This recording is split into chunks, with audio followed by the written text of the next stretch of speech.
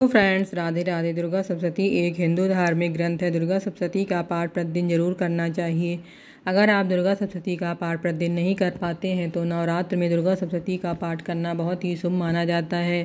दुर्गा सप्तशती का अध्याय 11 में ऋषि कहते हैं, देवी के द्वारा वहाँ महादैत्य पर शुंभ के मारे जाने पर इंद्र आदि देवता अग्नि को आगे करके उस महाकात्यायनी देवी की स्तुति करने लगे। उस समय अभीष्ट की प्राप्ति होने से उसके मुख कमल दल खिल उठे थे और उनके प्रकाश से दिशाएं भी जगमगा उठी थी। देवता बोले, शरणागत की पीड़ा दूर करने वाली देवी, हम पर प्रसन्न हो जाओ। संपूर्ण जगत की माता, प्रसन्न हो जाओ। विश्वेश्वरी, विश्व की रक्षा करो। देवी, तुम ही चराचर जगत की अधीश्वरी हो। तुम इस जगत का एकमात्र आधार हो, क्योंकि पृथ्वी रूप में तुम्हारी ही स्थिति है। देवी, तुम्हारा पराक्रम अलंघनीय है। तुम ही जो जल रूप में स्थित होकर संपूर्ण जगत को तृप्त करती हो। तुम अनंत बल संपन्न वैष्णवी देवी शक्ति हो। इस विश्व की कारणभूता परामाया हो। देवी, तुमने इस समस्त जगत को मोहित कर रखा है। तुम ही प्रसन्न होने पर इस पृथ्वी पर मोक्ष की प्राप्ति कराती हो। देवी, संपूर्ण विद्याएं तुम्हारे ही भिन्न भिन्न रूप हैं। जगत में जितनी स्त्रियां हैं वे सब तुम्हारी ही मूर्तियां हैं। जगदम्बा, एकमात्र तुमने ही इस विश्व को व्याप्त कर रखा है। तुम्हारी स्तुति क्या हो सकती है। तुम तो स्तमन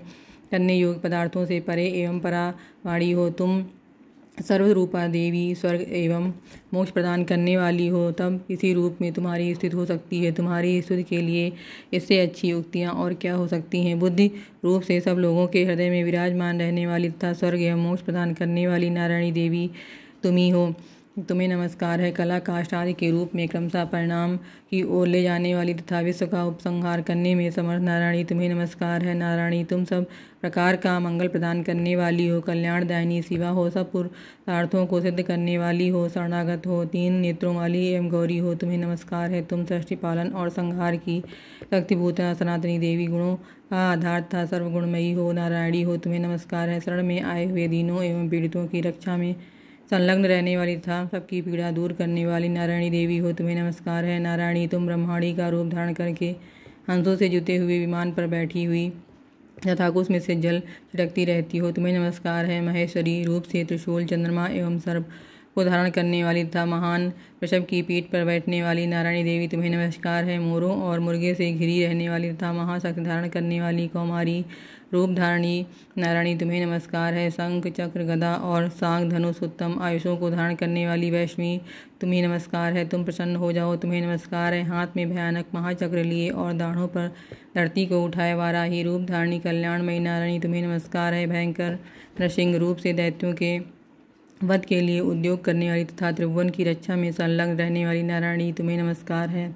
मस्तक पर किरीट और हाथ में महावज्र धारण करने वाली, सहस्र नेत्रों के कारण उपदेव दिखाई देने वाली तथा वृत्रासुर के प्राणों का अपहरण करने वाली इंद्ररूपी नारायणी देवी तुम्हें नमस्कार है। शिवदूत की रूप से दैत्यों की महती सेना का संहार करने वाली, भयंकर रूप धारण तथा विकट गर्जना करने वाली नारायणी तुम्हें नमस्कार है। दाढ़ों के कारण विकराल मुख वाली, मुंडमाला से विभूषित मुंड माहिनी चामुंडा देवी तुम्हें नमस्कार है। लक्ष्मी, लज्जा, महाविद्या, श्रद्धा, पुष्टि, सदा, ध्रुवा, महारात्रि तथा महाविद्या रूपी नारायणी तुम्हें नमस्कार है। मेधा, सरस्वती, वरा, भूति, ब्राह्मणी, तामसी, नियता, ईशा सबकी रूपी नारायणी तुम्हें नमस्कार है। सर्वरूपा, सर्वेश्वरी तथा सब प्रकार की शक्तियों से संपन्न दिव्य रूपा दुर्गे देवी, सब भयों से हमारी रक्षा करो तुम्हें नमस्कार है। कात्यायनी, यह 3 लोचनों से विभूषित तुम्हारा सौम्य मुख सब प्रकार के भयों से हमारी रक्षा करे तुम्हें नमस्कार है। भद्रकाली, ज्वालाओं के कारण विकराल प्रतीत होने वाला, अत्यंत भयंकर और समस्त शस्त्रों का संहार करने वाला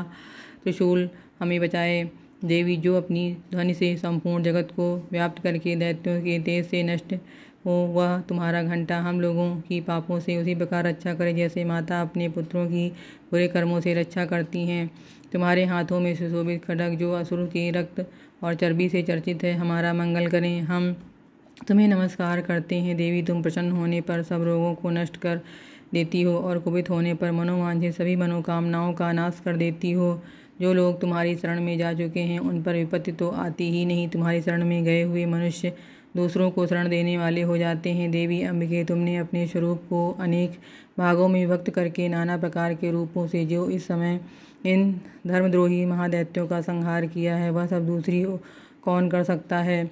विद्याओं में ज्ञान को प्रकाशित करने वाले शास्त्रों में तथा आदि वाक्यों में तुम्हारे सिवा इसका वर्णन है। क्या तुमको छोड़कर दूसरी कौन ऐसी शक्ति है जो इस विश्व को अज्ञानता में घोर अंधकार से परिपूर्ण ममता रूपी प्राप्त कर सकती है। जहाँ राक्षस, भयंकर विषैले सर्प, जहाँ शत्रु, जहाँ लुटेरों की सेना और जहाँ दावानल हो, वहाँ तथा समुद्र के बीच में भी साथ रहकर तुम विश्व की रक्षा करती हो। विश्वेश्वरी, तुम विश्व का पालन करती हो, विश्व रूपा हो, इसलिए संपूर्ण विश्व को धारण करती हो। तुम भगवान विश्वनाथ की भी वंदनीय हो। जो लोग भक्तिपूर्वक तुम्हारे सामने मस्तक झुकाते हैं वे संपूर्ण विश्व को आश्रय देने वाले होते हैं। देवी, प्रसन्न हो जाओ। जैसे ही समय असुरों का वध करके तुमने ही शीघ्र ही हमारी रक्षा की है, उस प्रकार सदा हमें शत्रुओं के भय से बचाओ। संपूर्ण जगत का पाप नष्ट कर दो और उत्थान एवं पापों के फलस्वरूप प्राप्त होने वाले महामारी आदि बड़े बड़े उपद्रवों को शीघ्र दूर करो। विश्व की पीड़ा दूर करने वाली देवी, हम तुम्हारे चरणों पर पड़े हुए हैं, हम पर प्रसन्न हो जाओ। त्रिलोक निवासिनियों की पूजनीय परमेश्वरी, हम सब लोगों को वरदान दो, देवताओं में वरदान दो। तुम्हारे मन में जितनी इच्छा हो वह सब मांग लो। संसार के लिए उस उपकार पर को मैं अवश्य दूंगी। सर्वेश्वरी, तुम इसी प्रकार तीनों लोकों की समस्त बाधाओं को शांत करो और तुम्हारे शत्रुओं का नाश करती हो।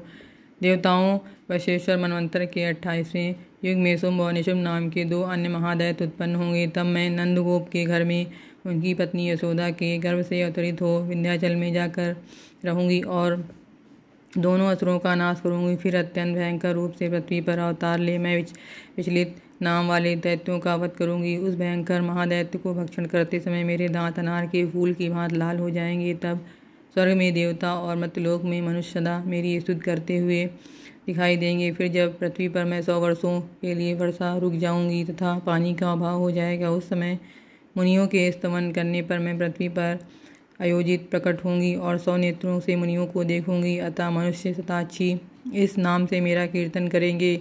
देवताओं उस समय मैं समस्त संसार का भरण पोषण करूंगी। जब तक वर्षा नहीं होगी तब तक वे शाक ही सबके प्राणों की रक्षा करेंगे। ऐसा करने के कारण पृथ्वी पर शाकांबरी के नाम से मेरी ख्याति होगी। उसी अवतार में मैं दुर्गम नामक महादैत्य का वध भी करूंगी। इससे मेरा नाम दुर्गा देवी के रूप में प्रसिद्ध होगा। फिर मैं जब भीम रूप धारण करके मुनियों की रक्षा के लिए हिमालय पर रहने वाले राक्षसों का भक्षण करूंगी, उस समय सब मुनि भक्ति से नतमस्तक होकर मेरी स्तुति करेंगे। तब मेरा नाम भीमा देवी के रूप में विख्यात होगा।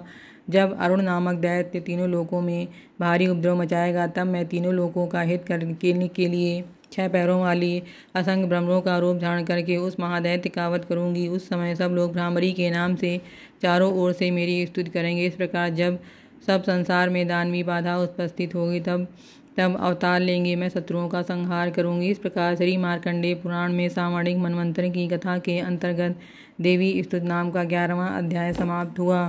फ्रेंड्स, अगर आप चैनल पर पहली बार आए हैं तो प्लीज़ लाइक और सब्सक्राइब जरूर करें।